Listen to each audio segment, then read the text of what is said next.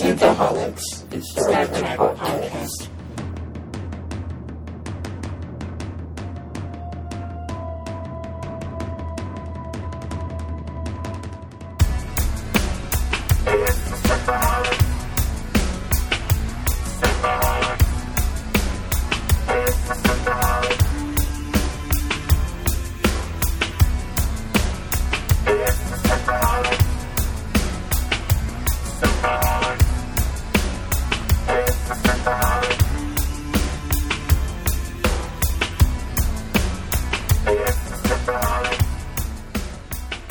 Welcome to Synthaholics. This is your host, David Duncan, and with me is Aaron O'Brien, and we have a guest today, Anjelle Jean. I said that right. Welcome. Thank you. Welcome. Thank you for joining us. Well, thank you for inviting me. We are back with more discovery. More discovery. Are you ready to discover? 37 minutes of discovery. All 37 minutes. We are caught between a fox and a hard place. Oh, no. Yes. I just keep on coming up with them. Yeah, you do. Too bad we weren't stuck between two vox. Two vox. Oh, no. So this episode is Vaulting Ambition. Very interesting episode. But we do have a little bit of news before we jump into the main course of the show. Right, Dave? Yes, we do. Our old friend Larry Nemechek has reached out to us. He's been on our show a couple times before in the past, and he's got a new podcast coming out. It's going to be debuting on Tuesday, January 23rd, and it's called The Trek Files. It'll be a weekly deep look into the mostly unseen archives of Star Trek creator Gene Roddenberry. Each episode will be about 15 minutes, and Larry will be joined by a guest to examine a specially selected document of the week. So that's pretty exciting. Larry's a huge wealth of Star Trek knowledge, so you should definitely check that out. It's called The Trek Files. You can find them on Facebook at The Trek Files and at Roddenberry Podcasts. It's podcast.com. I'm sorry, it's podcasts.roddenberry.com. Yeah, and Larry is just... he's just like an encyclopedia of Star Trek, and he has a lot of behind the scene knowledge of a lot of these shows that went on. So I can't wait for his movie, The Con of Wrath. Yeah, that's gonna be fun. Somebody else I'm not gonna be able to chit chat with because way over my head. Yeah, well, he's a fun guy. He's a lot of fun to talk to. You put him in front of people. You put him in front of a mic, and he just keeps going. So. Oh well, I'm more than willing to listen. Yeah. He's good. So, Vaulting Ambition. This is an interesting episode. There's a lot going on in this episode. Even though it's only 37 minutes. Even 37 minutes. But, this, real quickly, spoiler-free, what is everyone's takeaway without spoiling this to anybody who has not seen this episode? Start with you, Anjelle. Saw it coming, didn't see it coming, kind of OMG, and a lot of stuff I wasn't expecting at all, actually. Okay. I enjoyed it. Yeah, it's a fun episode. Dave? I liked it a lot better than last week's episode, even though some of my fears have been confirmed. Saw some other things kind of came out of left field for me this episode, which I guess we'll get into a little bit later. But overall, I definitely liked it a lot more than The Wolf Inside, even though some of the things I didn't want to happen happened. But it was still a lot of fun. Seeing Michelle Yeoh again, it was awesome. What about you, Aaron? Yeah. Good episode. It moved along a lot faster than the last episode. And it had, I think, all the twists and turns, a few that I didn't expect, and some nice scenes as well. So I enjoyed it. Good episode. I aesthetically enjoyed it. I love looking at the costuming and the background scenes. Like, I'm just analyzing, like, Stamets' outfit versus Giorgio's outfit. And, okay, I'm a girl. Sorry. It's okay. There's many reasons why everybody tunes in. Some are for costumes, some is for makeup, some are for the explosions, so everyone's got their own reasons why they tune into certain things. Absolutely. And wow, that ship. I don't understand that ship. I need to talk to the Trekkieheads guys. My brain's a little bit broken. Well, I'm sure their brains are broken too. Yeah, but should we get into Vaulting Ambitions, full spoilers before we talk into all that stuff? Sure. Go ahead. Okay, so full spoilers. If you have not seen Vaulting Ambitions, Star Trek Discovery, turn off this podcast now. And if you just don't care, go ahead and keep on listening. And if you have seen it, enjoy it with us. Yeah, if you're living vicariously through us, keep going. Keep listening. Please do that, because that's a sad existence. We love you. So, we do, but, we're kind of sad too. But anyways, Vaulting Ambitions, Season 1, Episode 12. This is aired on January 21st, 2018. So we are back with the ISS Shinzo, with the transport leaving, bringing Michael Berman and Lorca to the ISS Charon. This is the Emperor ship, as Dave, you're saying. Yeah, yes. And that's one thing that really made me scratch my head, because wasn't the ship just there in orbit? I don't know. It seems like there's... Or were they able to shoot torpedoes from light years away? Well, I mean, if you go back to Into Darkness, I mean, they were going to shoot those quantum torpedoes towards Kronos, so... I mean, it's possible. That's true, but those torpedoes were coffin-sized, and for a reason. You don't know. There could have been people in that, too. You don't know. So Saru managed to decrypt the information on the USS Defiant, but most of that had been redacted. And the data that was available, so whatever data was available from the Defiant is kind of masked in this mirror universe. But Lorca believes once they get to the ISS Charon that they can get some of that information on the Defiant. Berman gives Lorca a numbing agent, so he won't feel the most pain in the agonizer boots. A full-body Novocaine shot. I have issues with that. I would just use that all day long if I had the choice. I mean, for later on, I have issues with that. Super dilaudid. And then Berman confesses that she's worried about meeting Giorgio again. She's... makes the comment, have you never been afraid of a ghost? So which is obvious, makes sense. I mean, the last time she saw her captain was killed by a Klingon, and she, mutinied, and Vulcan neck pinched her and did all sorts of bad things beforehand. So got her stabbed to the heart. Yeah, I mean, well, I don't know if she got her through stabbed to the heart. Well, yeah, but by starting the whole thing, she got her stabbed to the heart, sort of. Yeah. And suggesting the plan that, hey, let's kidnap Takuvma. I'm quite impressed with her. I don't know if they were trying to beat another popular show with her quite extensive official name. Oh, yeah. Isn't that crazy? Yeah. I mean, this Most Imperial Majesty, Mother of the Fatherland, Overlord of Vulcan, Dominus of Kronos. Mother of Dragons. Oh, wait, no. Philippa Jujor, Augustus, was it Iponius Centaurus? I need to start looking this stuff up. I assume other names must mean something. I'm sure they do, but I don't know what they mean. But it is... Yeah, she's pretty impressive. So that's where we leave the shuttles on their way to see them. Next on Discovery, Tilly and Saru are talking about Stamets' condition. I guess he's looking a little better. His skin color looks better, and he's simply greasy, or whatever she said. Dewy, greasy, whatever. His skin's emitting something. It's probably grease, not dew, but Well, he brings up that. Or Tilly brings out that something's happening in Stamets' head, and we just need to let it happen. Saru just say whatever's happening's got to happen faster. And if Berman can't figure out where the Defiant is, and the spore drive might be the only way to get them home. So, but then Saru is whisked away by emergency call from sickbay. And he has to go attend to Ash Tyler, which is freaking out. Then we go inside of Stamets' head. Yeah, this is great. So inside the mycelium network, Stamets is talking with his mirror universe self, which he really isn't aware of what he's up against with the mirror universe. Say again? Like while you were sleeping. Yeah.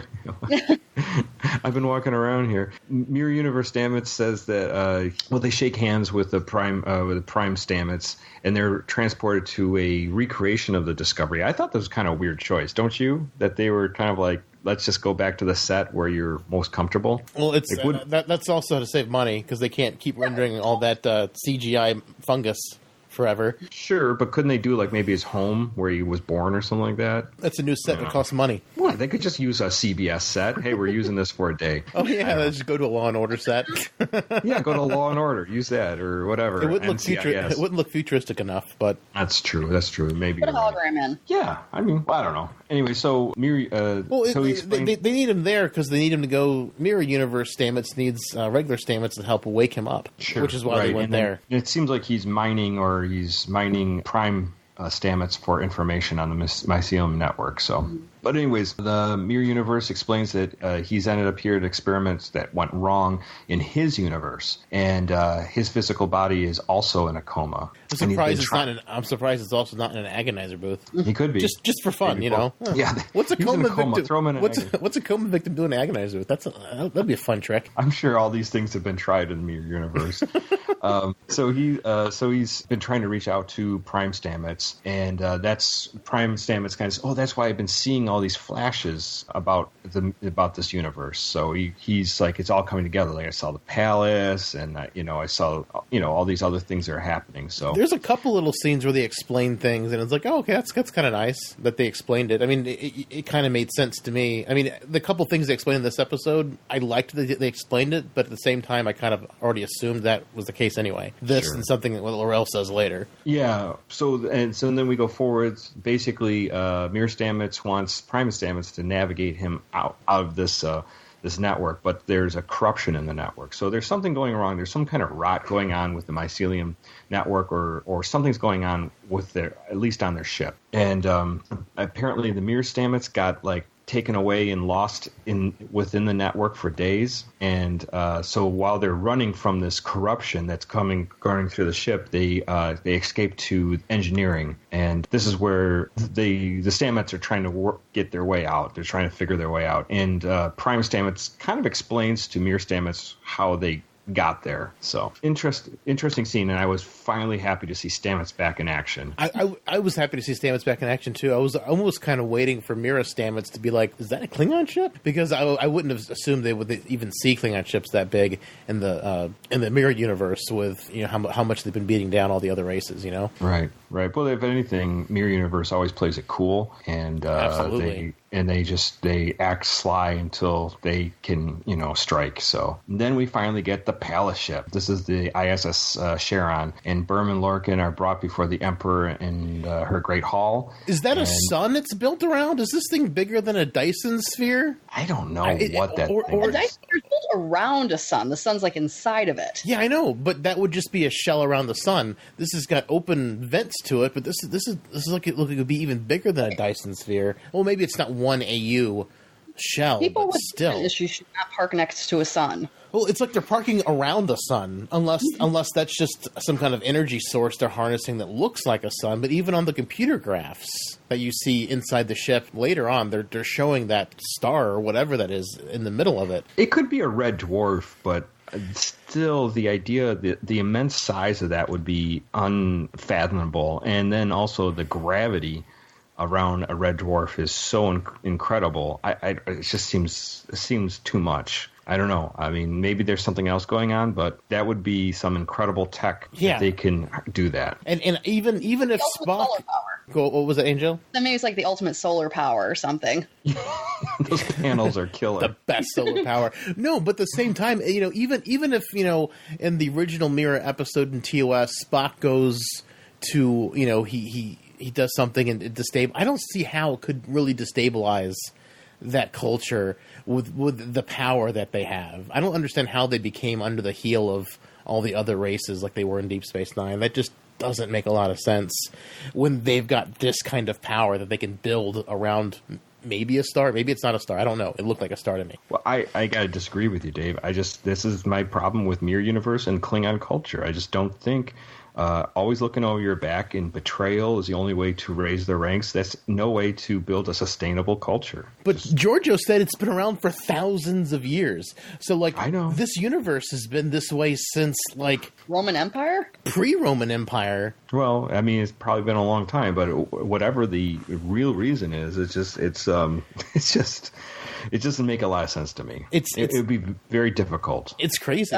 Mirror Universe isn't just an excuse to do whatever and just say, oh, it's because we're in the Mirror Universe. But man, I don't know. But if they were that racist and stuff way back then, I don't understand how they have an Asian emperor and a black captain. If they were that horrible, that had to have come from somewhere. The racism, you know what I mean? If you think about it, going back that far, it might be someone else. I mean, an Asian and an African American is still humans versus non-humans. Sure, but I mean, if if they had that much hatred back thousands of years, it's a wonder they didn't stomp out the other races with their racism going back that far. You know what I mean? Maybe, possibly, just as this is purely conjecture, maybe they came across contact with aliens when they were, like a young race, like humans, ancient aliens kind of stuff, and that fueled the xenophobia ever. Forward. Well, the Enterprise Mirror episode starts off with First Contact, and then they just shoot the Vulcans, and they take the ship. Yeah, exactly. Yeah, it's like, we stole this. We stole these Vulcan ship, these bastards. Oh man. Yeah. I just have some logistical questions about how the mirror universe works, because before people theorized that Kirk going back in time through the Guardian of Forever caused a split there, and it split from like World War II time went forward. But from what Giorgio said, it's been that way for much longer. Yeah. If his girlfriend would have lived and Nazism would have reigned. Yeah, that people theorized that was the split, but Giorgio's like, no, we've had this way of life for thousands of years. I'm like, wow. It's crazy. Well, maybe that's just propaganda too. So who hell knows? That's true. Anyway, so we get the palace ship. And so the Giorgio welcomes Captain Berman back to her ship, and then she offers one of any 3 Kelpian slaves to Berman, and she hesitates for a moment, then chooses. It looks like a Saru, but Saru should be back on the Shinzo. Yeah, I don't know who it is, but I guess only a couple. Yeah, Saru's brother. I don't want to sound racist, but Kelpians do kind of look all alike, so. I don't know where these threat ganglia are. I never see them threatened by anybody. Where's the little warning ganglia? I don't know, but maybe in the mirror universe they're just so scared all the time they don't even bother shooting them out. It's just like, what's the point, really? Okay. Right. So he chooses Lorca. She chooses a Kelpian for dinner. Apparently, it's like a Chinese restaurant where you get to pick what you eat. Which we don't know. I when I first saw it, I thought it was like a slave, another slave. Oh, here's another Kelpian slave for you. I was like, thank you. No, this is full on Chinese restaurant. Yes, I know. This is pretty bad. So Lorca is brought to Giorgio.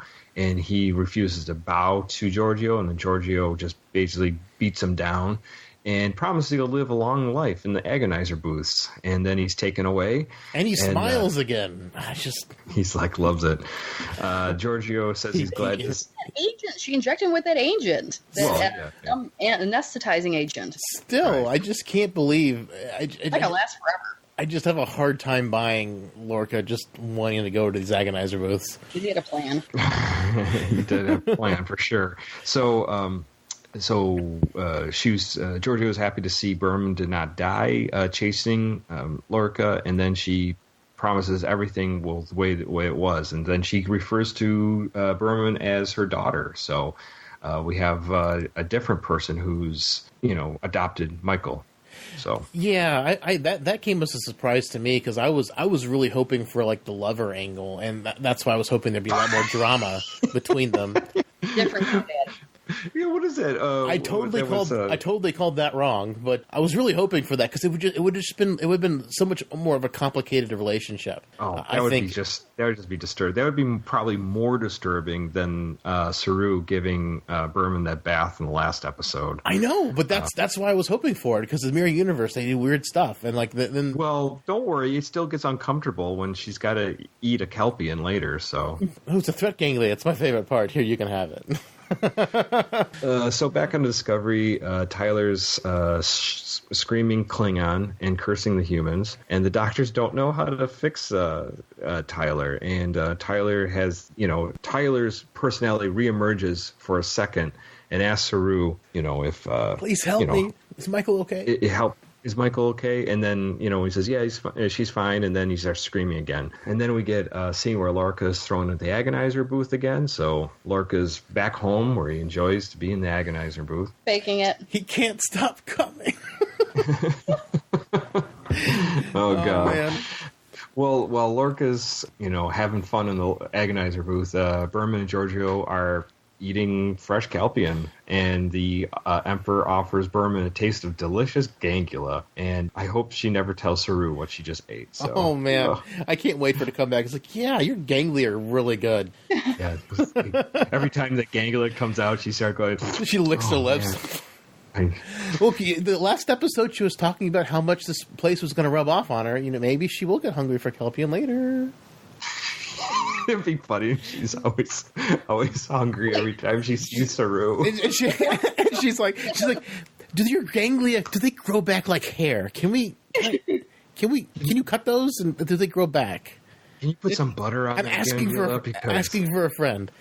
Can we put some butter on that gangula, please? It'd be so delicious. It's like lobster. So, I just want the random face licking. Just grab his face, just lick it occasionally. Oh my god! Like the back of his head, like try to get up in there with a ganglia hide. That was a really disturbing scene because I mean, it'd almost be like you're having dinner and you're enjoying it, and then someone goes, "Oh, you're enjoying that? Well, this is your best friend, or this is your cat, or something." It would be like Kirk being at the Emperor with the dinner and them serving Spock's ears or something. Yeah. Or what was the South Park where he tricks that kid who sold him the pubes? Yeah, and he eating his own parents. Killed his own in parents chili. And had him put him in chili. Yeah. She's trying to pass herself, though. She's not doing a very good job because she's just showing it on her face. Yeah. Well, but I mean that's taken it to a new level. Yeah, I know, but you gotta commit to your acting. I guess, but I mean, if someone told me, he's like, this is your friend, you're eating him. It's your brother who just bathed you just the other day. Yeah, enjoy. Yeah, I'd be like, somewhere. No one's in character better than Lorca. Yeah, Lorca does pretty good. So all of a sudden, Giorgio wants to know why Berman left and why she was so hesitant to attack these rebels. And Berman starts telling a story about Lorca having spies aboard Sharon, the ISS Sharon or the Palace ship. But Giorgio believes that Berman is conspiring with Lorca to overthrow her. Then Giorgio pulls out the knife and puts it to Berman's throat, and she says, well, we're going to put you on formal charges of treason, punishable by death, and she's going to take her to the main hall to face her fate with her and her...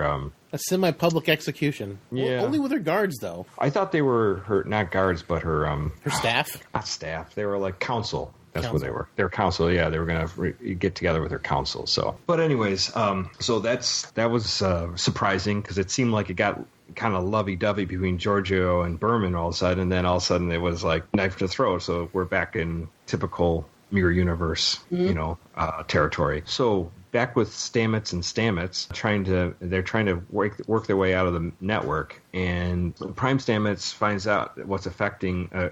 Finds that there's something affecting Mirror Stamets' arm, and it's a type of rot within the network itself, the mycelium network. And he says it's a side effect for being in this mycelium network too long. And then Stamets catches a glimpse of Dr. Culber and starts following him. And Mirror Universe tells him not to go after him, but he chases after him anyways. And that was a weird, like, Scooby-Doo-esque sequence where he's, like, running through corridors, floating through doors, and seeing, just the back of him. If he's going to be jogging, he needs the disco shirt. He's going to be jogging in the hallway. It was interesting. It was kind of creepy seeing him, that white figure walk through the hallways. Yeah, because that uniform was so white. It's so weird. But, yeah, and it was all dark, too. It was effective scene. Yeah, it felt like kind of a ghost going through, like, the ship or something like that. But, that's why he wears white. Well, I mean, medical wearing white, it's not necessarily a new idea. It's not a great idea not. with all the blood going around, but I never understood why people like white outfit. Yeah, that's right. They should wear red outfits. Yeah, hides all the blood. Exactly. Hide the blood. So back to the Palace ship. Giorgio says that because she loves Berman, she's going to give her a quick, merciful death instead of hours and days in the agonizer booth. But Berman tells the Emperor Giorgio that she is not the Michael Berman that she knows, and she basically shows her the Prime Universe's Giorgio's Starfleet dog tag, and there we have the quantum signature from the Prime universe is proof. And once she reads the quantum signature, she kills everyone in the room with some kind of weird ninja star thing. It's like the scene from the end of Wanted where Angelina Jolie curves the bullet and kills everyone in a big circle. Yeah. And except for the one guy, he lived. Yeah. Can you keep a secret? Yes, ma'am. Yes. Anything you say. Lord Ailing, governor of Andor now? Sure, yeah, that works. I'll keep my mouth shut. That works. Anything you want. Just don't throw that at me. She said his name the first time around when she had him search the pocket, which I don't know how much he enjoyed searching the pocket, but I was like, she said his name, so I think he's going to mean something in a few minutes. Ah, gotcha. Well, apparently she liked him other than the other people, so she probably had reasons to kill them anyways, knowing the mirror universe. But there we go. The Emperor wants to know all about the Federation. And then we jump back to Saru visiting Laurel in the brig, and he tells that LaRue's... He says, Tyler thinks he's a Klingon. Did you do something to him? And Saru asked so Saru asked for Laurel's help, and she says she won't help. And Saru tells her that we're in a parallel universe, and the war is over. The Klingons have lost. Laurel doesn't believe him and says the real, basically explains that the real Ash Tyler is captured at the Battle of Binary Stars, and they harvest Tyler's DNA and grafted it into Vok. Wait, so he was captured. He didn't pass away or anything. He's potentially alive in the other universe still. I'm sure. I think he's dead. They harvested his DNA. They harvested his memories, and then there's not a bunch of Tylers, like a mirror Tyler and a live Tyler and a Vok Tyler and just Tylers all over the place. There might be more than one Tyler, but the real issue I think is that it sounds like he hacked apart Ash Tyler and then grafted Vok into him. So it's kind of like pushed them together. You put, you got the peanut butter and the chocolate, put them together, you get a Reese's peanut butter cup. Yeah. And that's what we get for Vok. But the thing is, they said they shortened Vok's bones, so it's supposed to be Vok's body. They just they used the DNA sequencing that they had from the Klingon augment virus and just made him read as human, read as Tyler, and then they grafted his engrams. So I figured they would just discard what's left of Tyler. I don't know why Klingons would keep it around. In the TNG episode when Worf had his spine injury, they just removed an extra heart and a bunch of extra lungs. They really committed to making this guy pass. So just take all your organs out. And their ribs are also designed like armor, so they had to cut out all the different things holding all the extra parts of the ribs too. Yeah, I mean, I don't know exactly how that exactly works. I mean, but the way she explained it was pretty much how I thought it would have worked. They just put his engrams over top of Vok's. Yeah, but it sounds like she said that she kind of pushed them together.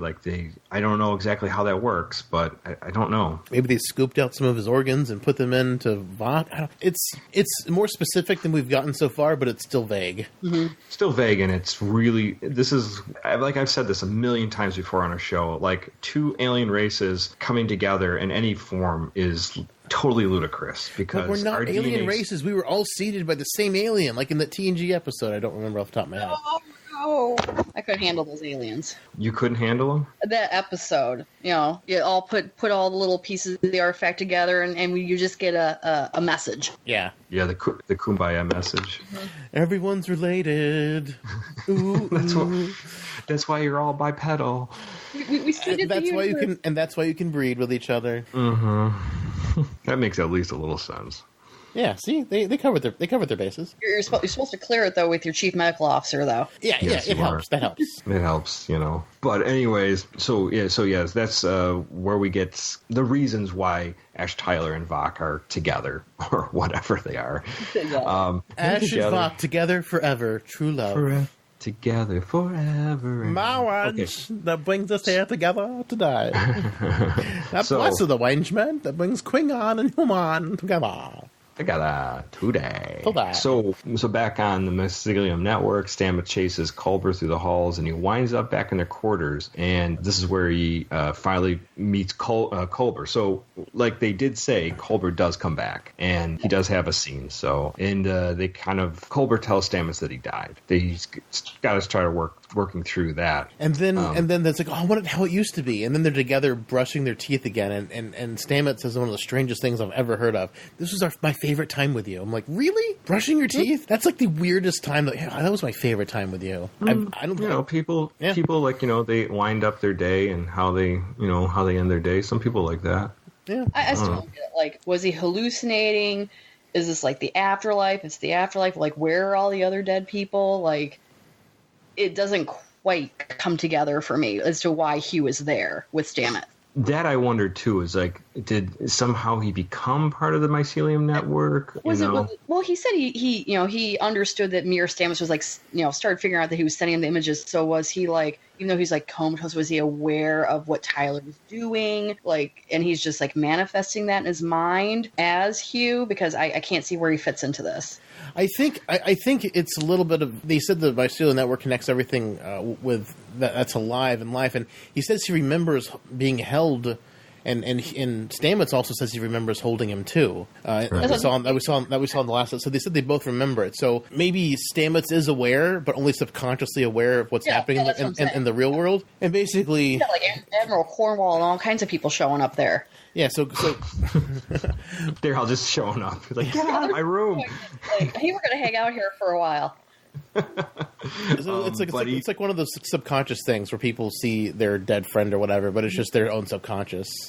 I still enjoyed a little bit more of Hugh. Yeah, no, I was really upset they killed Hugh, and I really wanted to see Stamets and Hugh together more. I thought it was a cool relationship. There's still a Mir one hanging out somewhere, right? Maybe. Still Mir and Hugh. Quite possibly. Okay. Colbert does assure Stamets that nothing in here is ever truly gone. So I don't know what that exactly means. Like, maybe they live on in some parallel universe, or maybe there's echoes with them within the mycelium network. Or maybe the mycelial network also has ties to the afterlife too somehow. Or maybe that mycelium network is the afterlife, or something to that nature, or I don't know. Who the hell knows? I mean, it's very fuzzy for knowing what that all means. But it was a touching, well acted scene. It really got you in the feels. That was more effective in the feels than the Michael and Ash one last episode, I thought. Yeah, I thought it was nice, and I don't know if this is the last we'll see of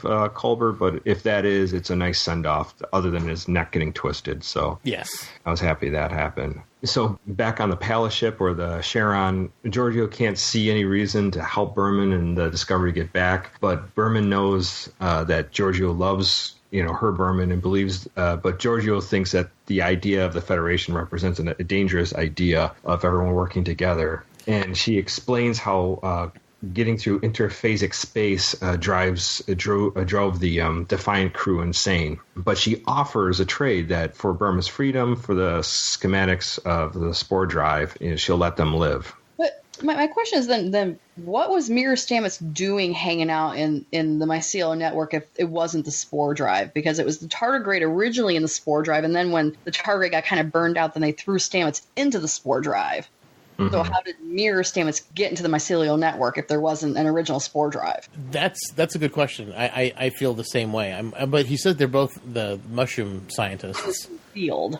Yeah, they're both of the same field, but astromycologist or something. Yeah, astromycologist. Yeah, there's possibilities that maybe he did get the tardigrade and maybe he killed it by accident, but then realized that he can use himself as the interface to the spore drive. So maybe he made all the conclusions. He doesn't have the implants in his arms. No, but who knows? They're used to pain. Yeah, just put it in my arm. I don't care.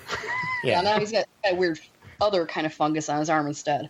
Yeah. Back on the Discovery, Saru basically shows Laurel what Tyler is doing to break his restraints. He's clawed up his own chest. Here's my iPad. Look at Tyler. I thought that was fake. I thought that was really like some kind of like doctored image. I just thought that was Klingon masturbation, but I mean, I could be wrong. Laurel still refuses to help, so then he beams Tyler in. Tyler right in her cell, and then she says only she can undo, but only by her hand. So felt like a trick. Yeah, it sounds like a dirty Klingon trick. The whole thing feels like a trick, and I felt like her refusing to help him was what she wanted. That she just ended up in the cell with him. I thought that's what she wanted, and then I'll do surgery on him. This whole scene doesn't make a lot of sense to me, unless she was trying to free Vok, but it looks like she kills Vok in the next scene. Something to do with those weird gloves of hers. Well, she's doing brain surgery. She's doing brain surgery. It's doing something, but I mean, but still, it did look like she killed Vok, but I just don't think. I think Vok's still in there. I don't know. I could be wrong. That Vulcan cry there, that Vulcan death scream. Oh, the Klingon death scream. Oh, I'm so sorry. but go ahead, Aaron. Maybe she's just doing that to fool everybody. That's what I was thinking. Why would they know about the Klingons' howling death ritual? Well, they're Federation. They're smart people. They're not dummies. So I felt like they were even surprised when Worf did it in Next Gen. I don't think any of these people would know. Well, that's Next Gen. They don't care. They're all living and they're walking around in their floating Marriott. They're in a cushy life. This is Star Trek Discovery. This is like tough people, man. I just don't understand why they would just dead end the Ash Vok thing. We just got the reveal and then you don't do anything with it. This has got to be.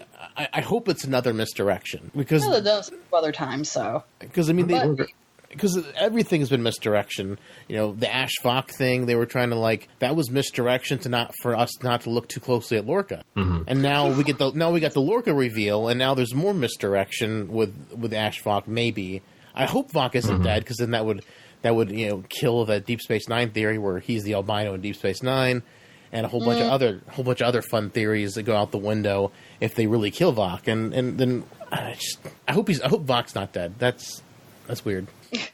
So back on the Charon, the Palace ship, one of the Terran officers tells that Lorca that all of his loyalists have been rounded up, and he threatens Lorca to put some weird, I don't know, it wasn't poison, it was some kind of DNA from another room or something like that. Yeah, because his sister died. So Lorca was dating his sister, and then he dumped her, and then he killed her or something. I'm not really sure what that was all about.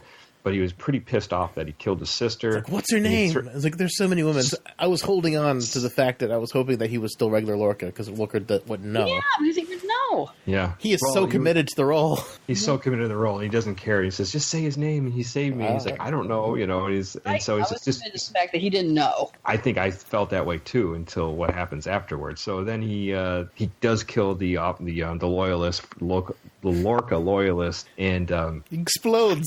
It was it kind of gave me a Dark Matter feeling. Like we could find a really horrible way for you to die. But at least it was a short death. It wasn't like days and weeks. He turned inside out. It seemed pretty awful, though. And then exploded. Seems pretty awful. Lorca might still have some of that anesthetic in his system. Might not be so bad. Maybe.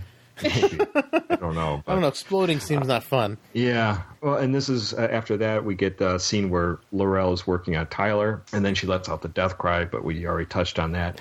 And then he was speaking in Klingon through the whole surgery, and then all of a sudden he starts speaking in English. But my problem, honestly, is I have kids around, so I have my closed captioning on. So then I have the speaking in the Vulcan, and then the captioning in English, the translation, and then the closed captioning on top of that saying speaking in Vulcan on top of the Vulcan word. So I think kind of rethink who's watching the show and where they're putting the words at. Yeah, I you know what, I do that too, just because sometimes I got to turn it down for whatever reasons, and it's like the closed captions all over the place for this. So I mean, the Klingon's fine, but the rest of it's kind of weird. Yeah, just how it's all over each other, because I have kids, so I can't hear all the time, so it's like I have to watch instead of listen.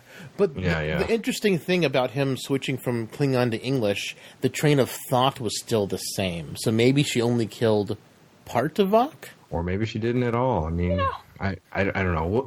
That's yet to be revealed. I mean, maybe we'll get just a young, chipper Ash Tyler for the rest of the series. I think I don't know if she's like masking him, or he's hiding in her gloves, or she transferred his consciousness to herself. But I think she's just, let's make him look Tyler enough that they're gonna let him go and let him wander off again, and then he's gonna flip. Yeah, I hope so. I hope there's some Klingon treachery happening here. I hope she didn't just kill Vok. That just doesn't make a lot of sense to me, because all this build up and then they just kill him after the reveal. I'm like, wow, doesn't make a lot of sense narratively. Right. Well, back in the Mycelium Network, Stamets and Culber are in their room, and they're going over like when Stamets was holding Culber, and like you said, we want things the way they were, and they're brushing their teeth. But then Culber tells Stamets that the mirror universe Stamets is the one who's corrupting the network, and the corruption is spreading and destroying everything. So he kind of gets the warning from Culber. So Culber gives him the clue, but it says you're in a coma. All you have to do is open your eyes. His eyes are already open. They've been open like this whole time. Well, I mean, I think he meant just wake up from. No, I was like kind of giggled at that. Like I'm like his eyes are literally already open. Your eyes are open. The guy goes spray it down because he's not blinking. Yep. Moisten his eyes with clear eyes. Very dewy though. Right. Well, here's the weird thing. So tell me if I'm wrong about this. So did our Stamets, the Prime Stamets, wake up in Stamets on the Sharon sickbay? Because that's where it seemed like he woke up, but I could be wrong. No, both of them woke up at the same time. Yeah, but did they switch places? No. All right, I got the impression maybe they did, but it's very confusing because they both woke up, and because when he says all you have to do is open your eyes. Oh, you're making me think now. We see Mirror Universe Stamets wake up right away and goes, I'm back or something like that. So maybe that's fine. I don't know. We don't know yet. Maybe I misread that. But when our Stamets wakes up, he says, I know Culber's dead. He wants to look into the corruption. Because I don't think the Mirror Stamets cares about the corruption. Because he's obviously the one that created the corruption that's happening in You could be right. Network. So Stamets is trying to fix it because they go and look at the spores and they're all dead. And I'm like, or they're dying. And that's weird. It's like no one's checked the spore room in like days. Tilly, what have you been doing? Come on, Tilly. Come on. Go look at the spore room. I know you're acting captain, but, y'all there got other things to do. Awesome haircuts. I love haircuts. Yeah, exactly. Yeah, she's been spending a lot of time with Ebolian. Yeah, exactly. So Berman plots a rendezvous course with Discovery, and Georgia tells Berman that the Mirror Lorca helped raise Berman, and that that when she was older, they became romantic. And then she starts replaying in her head all the things that Lorca had said to her through. I can't believe I didn't see it. Well, it's hard. How are you going to piece all those things together? Well, they were doing the whole. I think we weren't looking for it because we were preoccupied with the Ash Vok thing for so long. Right, but montage basically, but he said, he did a little montage, and she said that she groomed you, and he saying things like, what was that? None of this was an accident, and that he chose you for different reasons. He believes in fate. So very, very interesting how that all tied together. So we get basically. How did he get to the Prime Universe in the first place? We don't know. Maybe that's the keyhole to get back home. I'm assuming so, but. Yeah, that raises a lot of questions. The fact that Lorca is Mirror Lorca. And then we get some weird thing that was never been said with Mirror Universe before. Is apparently everyone from the Mirror Universe is sensitive to light. Which, I mean, I don't know why they could even function on Deep Space Nine. They just beam in, and I don't know why they didn't all of a sudden be blinded. I don't know. Deep Space Nine is always kind of dark. Yeah, it's a little. I mean, it's Cardassian, but it's still a TV show. It's very evenly lit compared to the movies and compared to TOS, where it's a nice bright set, Oh, and TNG were a super bright set as well. We never saw TNG. Oh, sorry. When Mirror Stamets came over to Prime, did he swap, or not Stamets? I'm sorry, Lorca. Did he swap with Lorca, or are there two Lorcas in the Mirror Universe, or did that one die like they thought? I'm just wondering if there's another Gabriel hiding around somewhere. I hope there is, because I don't want Star Trek Discovery to exist without Lorca being alive, and I'm scared that the fact that this Lorca is Mirror Lorca, I'm scared he's going to be cannon fodder. I mean, maybe the real Lorca's still alive somewhere, but I'm guessing he went down with the Baran, and Lorca just pretended that he escaped. Mm-hmm.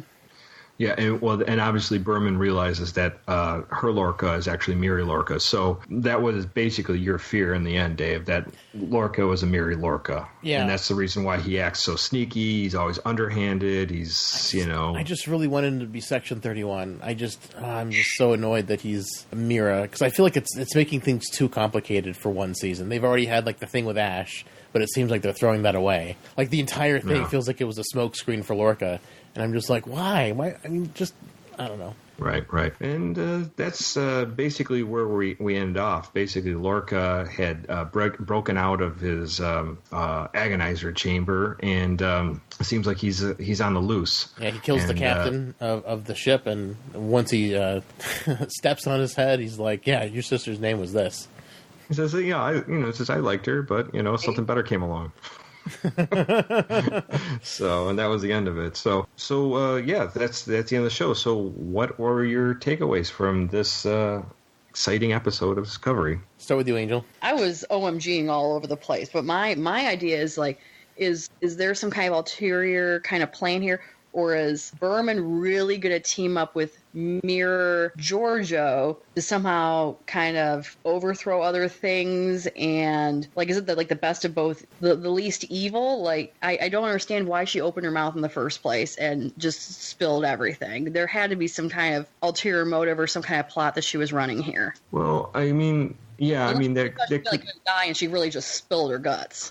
I think she just played her hand as best as she could because she was going to die, and she was like, I have one last chip I can bargain with. But was this a pre-planned chip? Did she already think, in case I was found out? Because you have to think, if you're playing somebody else, there's a pretty good chance you're not going to do a good job of someone you don't know, and you might get found out. Did she already have this plan in her pocket? Oh, they definitely Chekhov gunned it, because they had the Giorgio's pen at the very beginning of the episode, and they pull it out in the second act. So they definitely used the principle of Chekhov's gun with that. So I'm really looking forward to kind of seeing where this goes from here. And is this going to stay in the Mirror Universe for a few more episodes, or are we going to wrap this up fairly quickly? Well, there's only 3 episodes left of the season, so I mean, we're at least in the Mirror Universe for another full episode, at least. Yeah, or at least a good part of it before they get home, if they do get home by next episode. I really hope so, because I want to see what's going on in the real universe. Is Giorgio related to Hoshi in any way? I don't think so. We're not getting any of that information. It's all just a. Just she's Asian.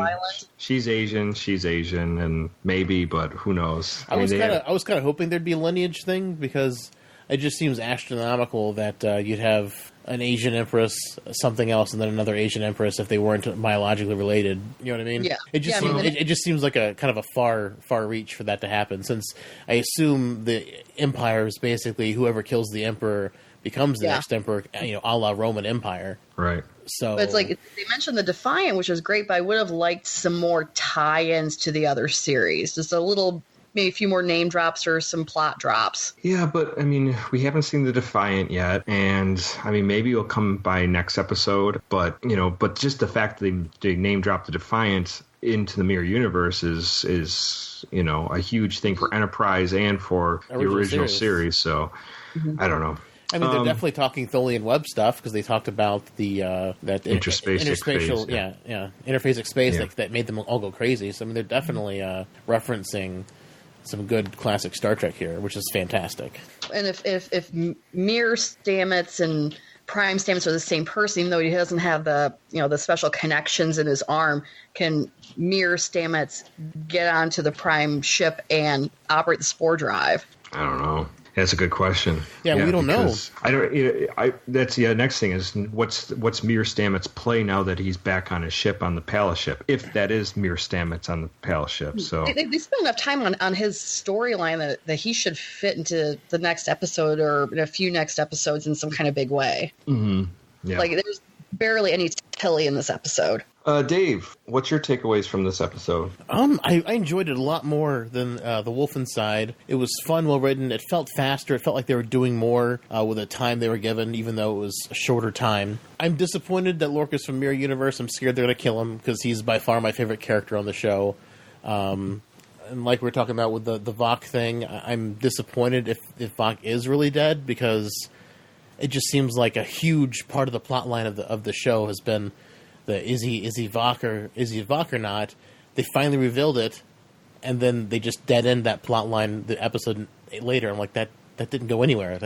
I don't think that's where they're ending it. They can't end Vok that fast, because if he's the way they're going to fix the Klingon War, or if he's like some kind of part when they get back to Prime Universe, I don't know. I can't believe that he's dead. That's what I was thinking last time, that they'd use him as a bargaining chip in place of Takuvma, since Takuvma's gone. But it looks like if they killed Vok, I don't know what's happened. I don't know if he was like there to be like a smoke screen for the majority of the season, that's crazy dedication to a smoke screen. Right. Or maybe we bring back Vok from the Emir universe, and he comes back and hitches a ride back to Prime. Yeah, they could do so much, but I mean, I know we're going to be in the Mirror Universe for at least one more episode. I think they're going to be there for a full episode. We may not even get back until the second to last, or we may never get back at this point. Who knows? Star Trek Mirror Universe, or maybe they just bounce back and forth between different parallel universes. Who knows? And if Stamets can't stop Mira Stamets' corruption through the mycelial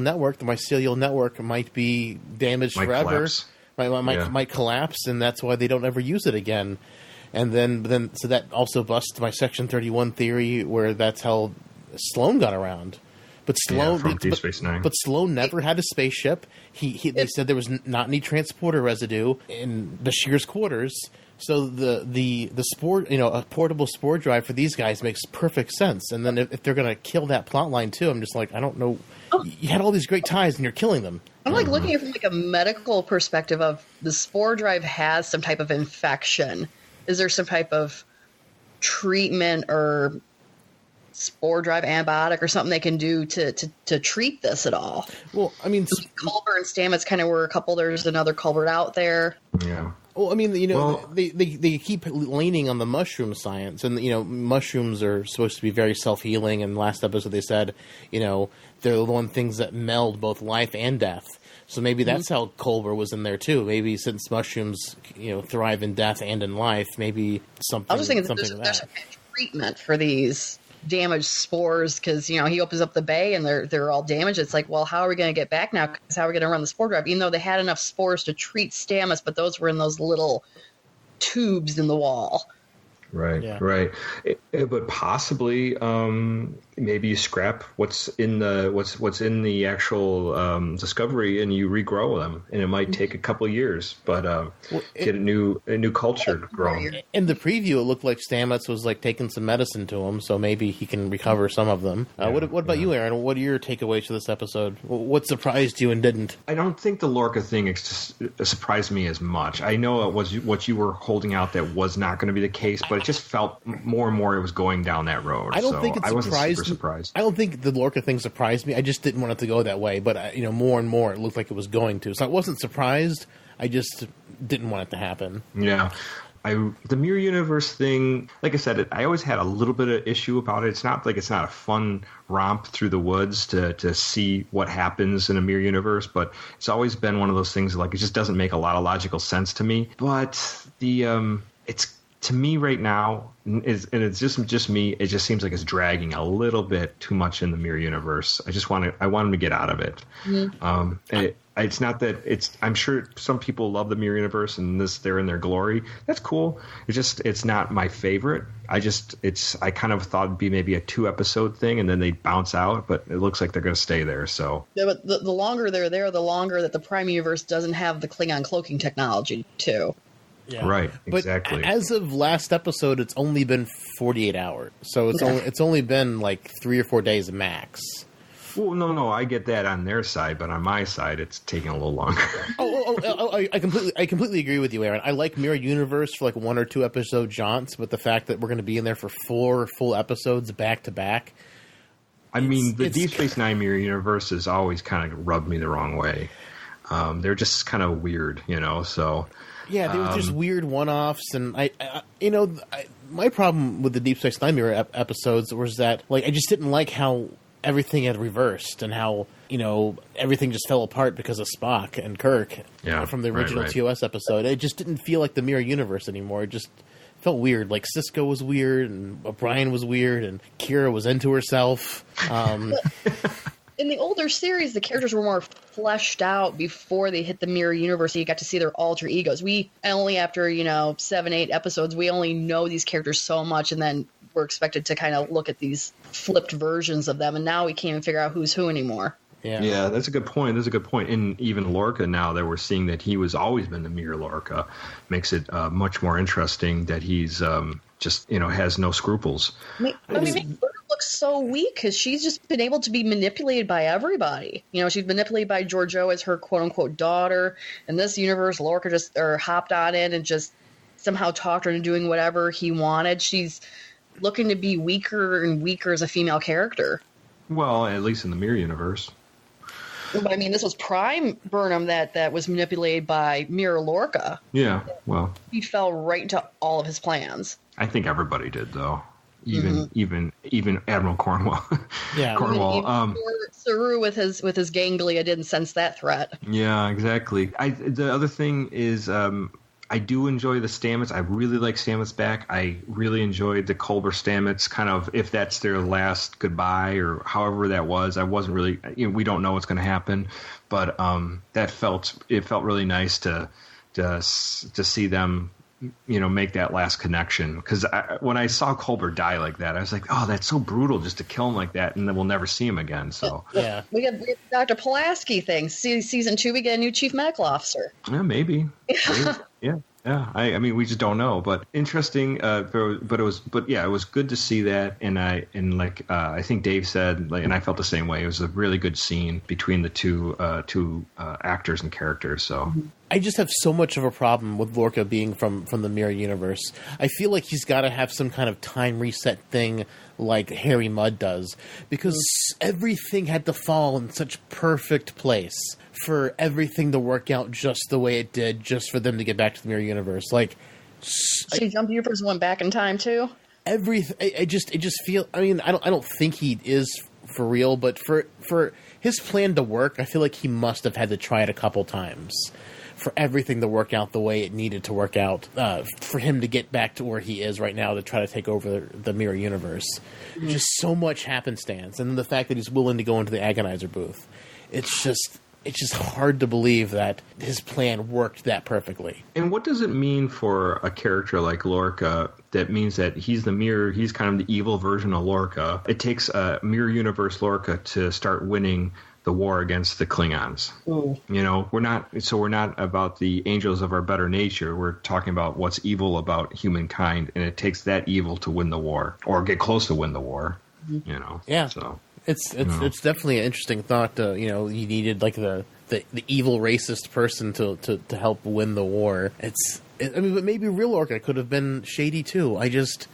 It just raises so many more questions about how Lorca is presented, because the reason I thought he had unilateral control and able to break any of the rules he wanted to was because I thought he was Section 31, and that would make perfect sense for him to have full all this control, being able to keep Tyler, confiscate Michael out of middle of nowhere.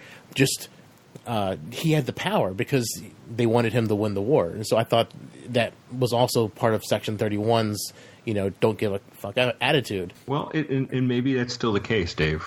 So maybe Mirror Universe is part of Section 31 still, and he used that as leverage to do whatever he wants to even further.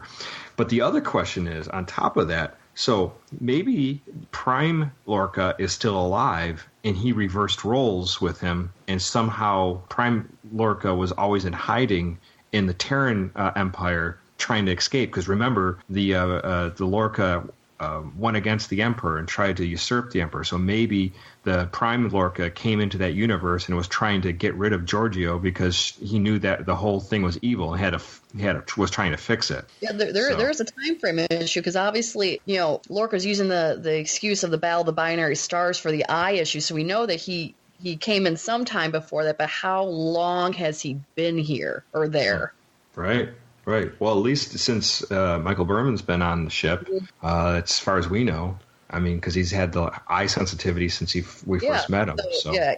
How far back are we going? Are we going back weeks, years? Or maybe when his old ship, as Harry Mudd brought out, that he abandoned ship and he saved himself and let the rest of the crew die. And I have a really hard time buying that Mirror Lorca would lose against Harry Mudd so many times.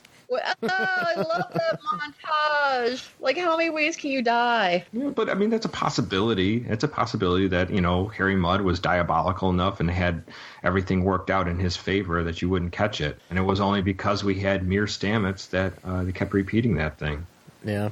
So, or not Mirror Stamets, Mycelium Stamets. Yeah, Tardigrade Stamets. Tardigrade Stamets. Tardis Stamets. That sounds mean. That's not, yeah. Yeah, just say all of tardigrade. Don't say tardy. It gets into uncomfortable territory. But I wanted to bring out something interesting that I watched one of Trek Yard's recent videos. They do one almost every day. I can't remember which one it was called. But they were postulating that what if, like the thing with Stamets, what if they reset time and they go back before the Battle of the Binary Stars?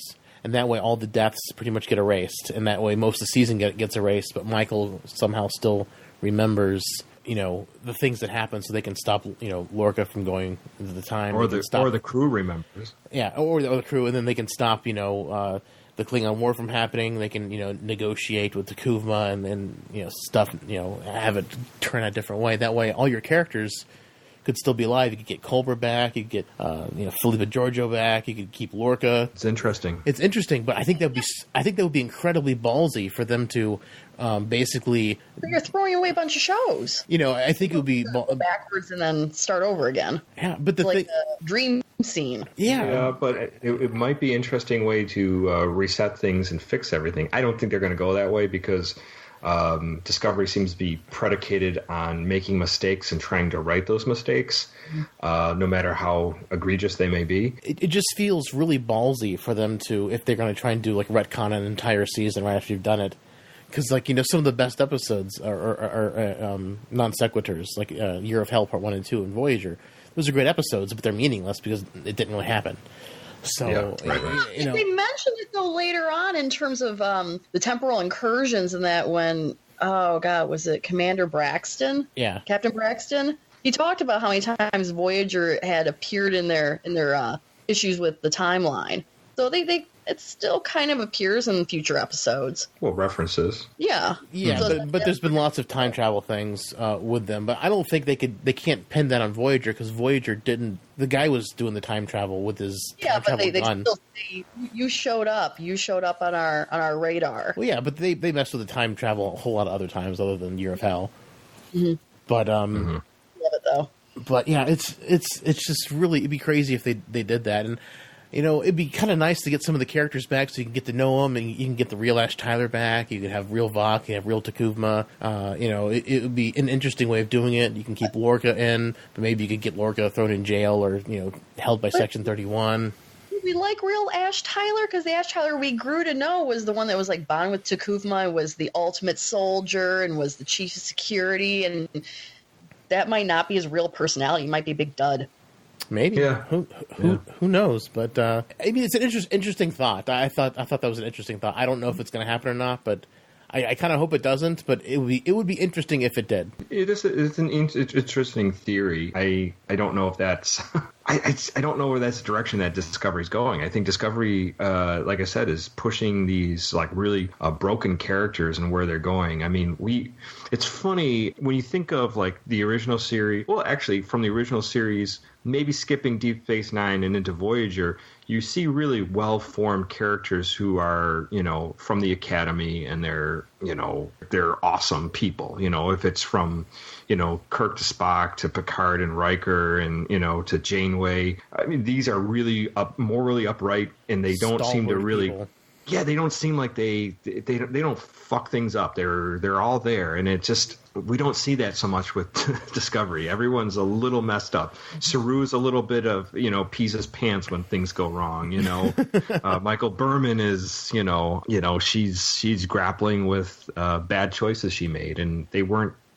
When there's no way you could change that, the choices she made, because it seemed like the most logical thing to do at the moment. Well, maybe if they flash back before the Battle of the Binary Stars, I mean, it would be really interesting to see that turn. I can't remember where I was going to go with that. Well, it would be interesting to see that turn where they get to the system of the Binary Stars, and they see the ship, and she goes, well, it's a Klingon ship. Let's leave it alone, kind of thing. Let's not bother with them. So it would. I remember where I was going to go. It would fix the weird inconsistencies with canon, because the Klingon War should have been a lot longer ago than 10 years before the Enterprise went out. Because Kirk read about, because Kirk in the episode where Don't Run Off with Marta's Legs, he says he read about Garth Avizar's. I can't remember the real name of the episodes. I mentioned our name. We're able to remember the other episodes here on Discovery because the names are so long. Whom gods destroy. Yeah. So no, I just mean any of the other ones. Sure. But in that episode, he talks to Garth and how he said he read about his exploits during the Klingon War when he was at the Academy, and Kirk should be on the Farragut at this point, not in the Academy. So like the war should have happened earlier. So them retconning that would make that make more sense. Yeah, that's the one thing is Kirk would probably be a cadet or maybe a lieutenant at this point, or maybe even an ensign. But he wouldn't be in the Academy. And it would keep Michael from being a mutineer because Spock in one episode said there has been no Federation mutineers. Yeah, that was on the Defiant one. That was the Tholian Web, wasn't it? I can't remember. When they said that. I think that was Tholian Web when Spock said that. I can't remember either. And how would he forget that his own sister was a mutineer? So, that would fix a lot of issues. A couple of the issues that seem inconsistent with canon. If they were able to time loop it out. It would also prevent Stamets from being tied up with the tardigrade DNA. It would fix a lot of things. Yeah, but I don't know if they're going to do that. I think they're rewriting the whole thing. I don't know. They introduced in the first few episodes all these characters. I'm about fleshing out characters like in Next Gen with O'Brien going over Deep Space Nine. Sometimes it took years to flesh out some of these characters, but is it Demeter and that like augmented human? Because I thought it was an android, but really the android was in the future with Data. Like all these characters have kind of like vanished. Well, I mean, Demeter showed up in the last episode, but they're not stepping up or really working out any of these characters. Are they going to work them out in the future, or are they just kind of background noise at this point? Yeah. I mean, it feels like that way because even with the original series, you didn't get like any real long scenes with Chekhov or Sulu, but they had their scenes still. I mean, you didn't get much about the character, but you got a little bit about them. This we only see him on the bridge and we don't see him anywhere else. Nothing else. There's no dialogue or anything with them. Mm-hmm. So I don't know. It seems like a squandered storyline or something fun. They're going for some reason, unless it was just to fill space on all the cons. Yeah, exactly. I mean, it may be, and maybe we'll get to know them more in other seasons. I mean, maybe when a season is a little bit less arc focused, even though they have said all these seasons are supposed to have an arc. Maybe if they're not as hard in their arc, maybe we can get more character stories from other characters. Because we've talked about this many times on the show before, where it feels like the show's following a really small cast. Yeah, my issue is like I can sit down and turn on TV and catch an episode of Voyager or catch an episode of Next Gen and watch the episode for what it is. And that these are so arced, you really have to totally follow them in sequence and would this, obviously they have to cut out the Klingon boobs, but would this ever be syndicated? And how can you syndicate one random episode at a time? No. I doubt it. It's for the online streaming platform. I don't think they're ever going to syndicate it. It's exclusive to online. And TV's changed. They're serializing everything now.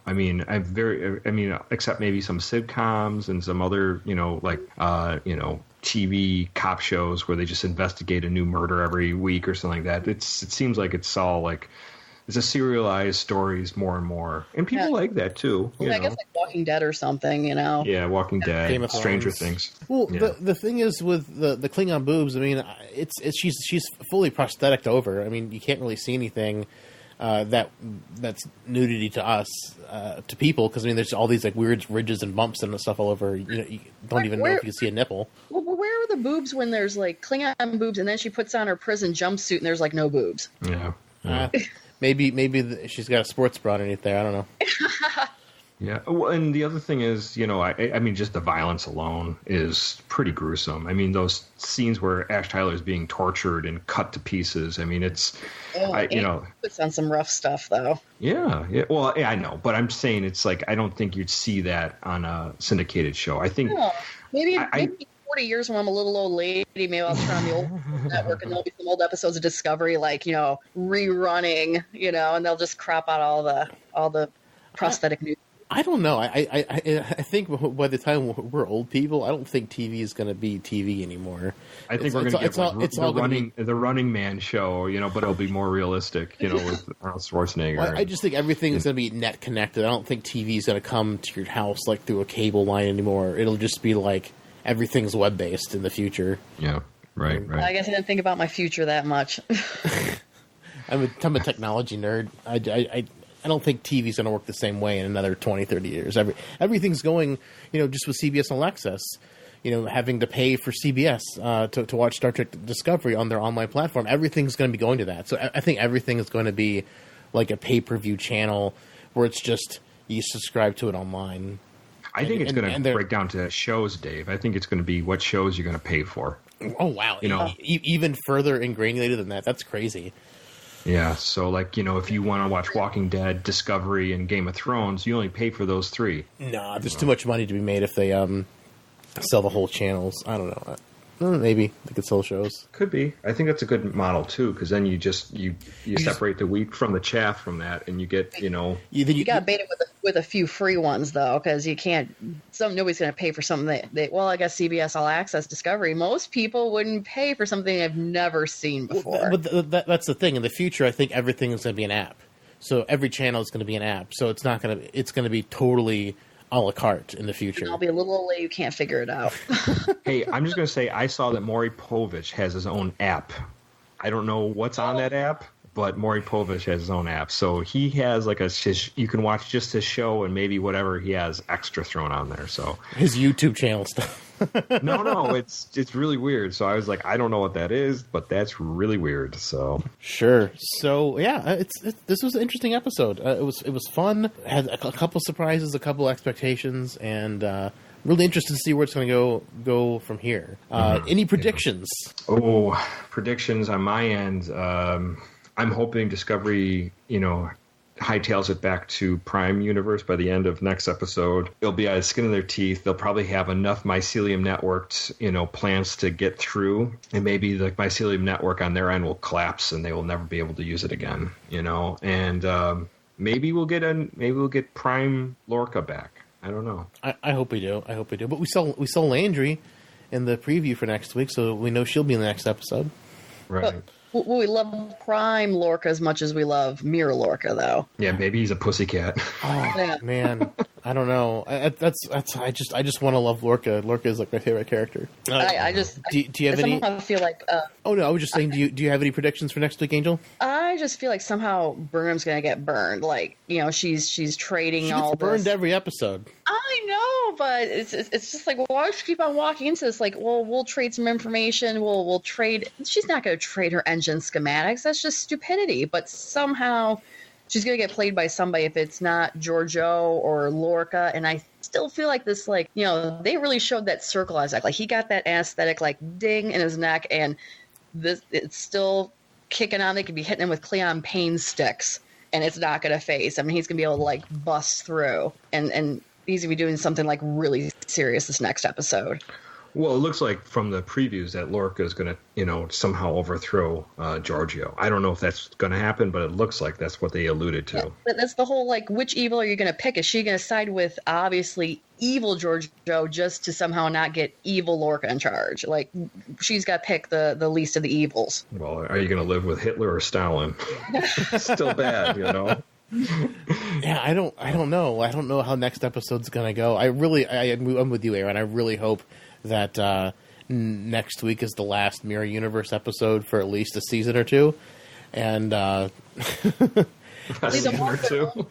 your way back home. Yeah, I don't want half of every season for them to be stuck with the Mirror Universe. That would get tiresome, kind of like the DS9 episodes got. I was like, okay, one or two was fun, but they did 5 in Deep Space Nine. I'm surprised Next Gen did the Naked, the Naked Now, and did the sequels and that they never went back to the Mirror Universe. Yeah. I mean, Voyager, I can see why they didn't, but I'm surprised that they had the original series, they had the Mirror Universe, they went to Next Gen, they didn't do Mirror Universe, they went to DSA, they're like, oh, hey, let's try it out. They did Voyager, no, let's not. And then they go to Enterprise, and they're like, hey, let's bring it back again. I don't know why they never made that choice for Next Generation, but I don't know. Mirror Universe is fun. It's a fun thing. I think, honestly, the two best Mirror Universes I enjoyed was the original series and the Enterprise two-parter.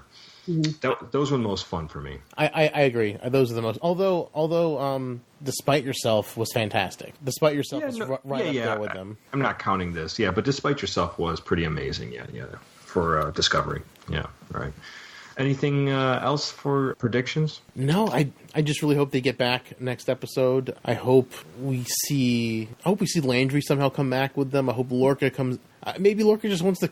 I guess he wants to stay. I don't know. I just don't want Lorca to stay. I want Lorca to come back. But what about looks like Saru becomes actual captain, since Saru's like, this is no longer Lorca's ship. This is our ship in the next episode. So that's interesting. What about Defiant? Will we see Defiant? Oh God, I hope we see the Defiant. They've been teasing it for the last 3 episodes. We better freaking see it.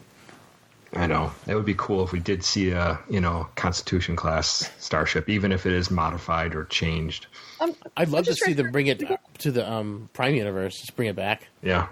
Well, if we're going back to the Prime Universe, like Giorgio's gone, Cornwall's gone, all the strong female characters.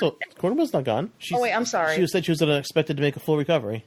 Okay, and then we're bringing Burnham back, and she just seems like a weaker character. And I don't think she's a weaker character. I really don't. I don't share that view. I think the Mirror Universe seems like a weaker character, but I think she's doing her best to become a chameleon within the Mirror Universe and play whatever she can. What is Mirror Discovery doing right now in the Prime Universe? Like, I don't know. I want to see what they're doing. I wouldn't mind. Are they all like, what's going on? Or are they like raising hell? Or are they just attacking people because they still think they're in their universe? Or are they starting a new war that the Prime Minister is going to show back up and they're going to be in the middle of like, what did these people do? Oh, yeah. They started a war with the Romulans. No, God. A war with the Vulcans. I mean, like, let's not change the logic. timeline. The logic extremist. I mean, that would make the logic extremist come out in a big way. You could tie that back in if she's starting wars, which is another reason why it might be a good idea for them to reset the entire thing. Because if Mirror Discovery has been running amok in our universe for 3 days, I mean, or 4 days by now, who knows what they've done? Yeah. I don't know, but that's all killed a lot of people, I'm sure. Yeah, maybe who knows? Who knows? But I'm definitely a lot more excited for looking forward to next week than I was looking forward to this week. But I do hope we get a Mirror Universe conclusion.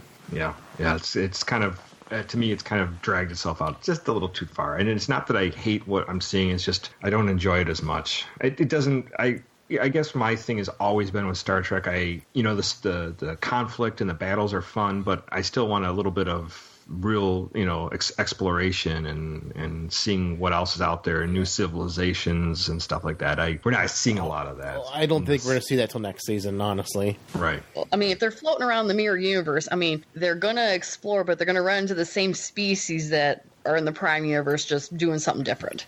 Look, more humans. Yeah. It'll be interesting to see how it goes. Well, thank you, Angel, for joining us. It was a lot of fun. Well, thank you for inviting me. It was a lot of fun. Talk over some Discovery.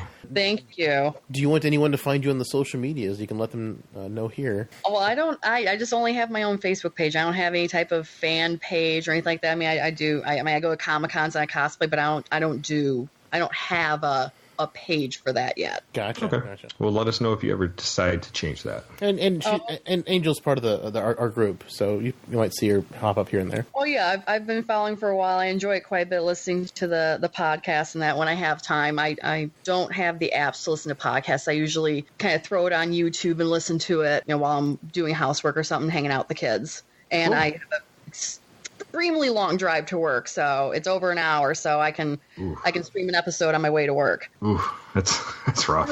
Through the speakers. Nice. Right, through the speakers. Through the speakers. Got to specify that. You can hear us yelling strange things all the time, huh? Oh, I enjoy it. I love the episodes, the recaps, the predictions. It thoroughly, and then the side chatter. I quite enjoy that. The dick jokes. Aesthetic jokes, whatever jokes. Yeah. Yeah. Well, thank you. It's very kind of you.